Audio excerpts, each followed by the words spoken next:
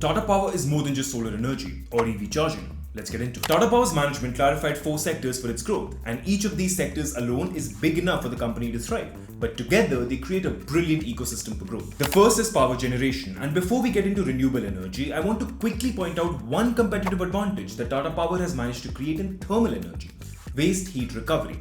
This is where Tata Power uses the heat released by large plants of Tata Steel to produce electricity and at the same time reduce emissions for the group as a whole. This is already operational in Haldia, Jamshedpur and Kalinganagar, showing incredible synergy within the Tata ecosystem as a whole, where they benefit off each other. And the total power generated is not small either, currently standing at around 422.5 megawatts. But that of course does not come close to the potential of the renewable energy business in this company. Its main focus is solar energy, where it has an installed capacity of 3.5 gigawatts right now and is investing another 55,000 crores to have a total capacity of 25 gigawatt only in renewable energy by 2030.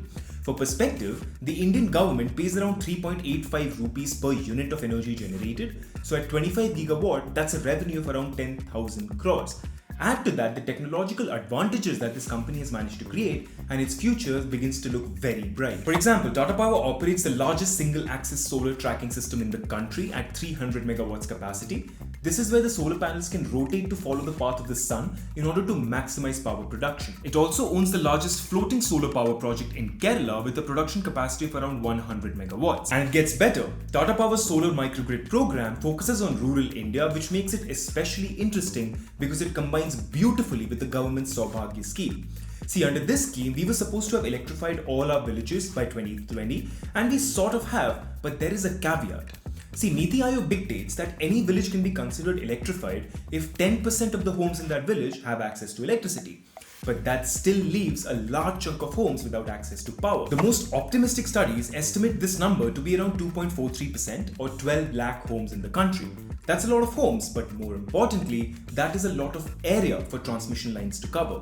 This gap is where Tata Power's solar microgrid program can thrive because it can both generate and transmit electricity. And the company is making big strides in power transmission as well. One of its subsidiaries, Resurgent Power Systems Limited, recently acquired the NRSS 36 to cover transmission lines across Uttarakhand, Rajasthan and Haryana. Additionally, the same company also acquired the Southeast UP Power Transmission Limited to cover 800 CKT kilometer transmission lines, and another 600 CKT kilometer transmission line is currently under construction. A CKT kilometer is essentially the product of the number of circuits and the number of kilometers a transmission line covers. For perspective, India added a total of 17,000 CKT kilometers over 9 years to cover most of our villages. Tata Power also partnered with Power Grid to create Powerlink's Transmission India, which aims to create a transmission link between Siliguri in West Bengal and Mandola near New Delhi, covering a distance of around 1200 kilometers. While Tata Power's transmission business is rarely spoken of, it is clearly one of this company's most powerful divisions. Another division that shows significant potential is EV charging. This is one of Tata Power's most talked about divisions, and for good reason. They currently operate around 3,000 easy charging points across the country and are still growing very fast. The demand in this sector is expected to grow at 65% CAGR till 2030, and that means we would need about 3 million charging units. Each of these units costs around 60,000 rupees, so that is a business of around 18,000 crores just for the charging units. The charging stations themselves work at around 10 to 15% margin, which would be an additional recurring income for the company. This is not including the possible entry of Tesla into the country, which should significantly speed things up. And while this market will be shared with Tata Power's competitors, this company is still head and shoulders above the rest in India. And finally, Tata Power also produces arguably the best solar rooftop panels in the country, albeit at higher than market prices. Currently, India only produces about 11 gigawatts of power through solar roof panels, of which only 2.7 gigawatt come from individual homes. However, a study estimated that these homes have the technical potential to generate about 600 gigawatts of power.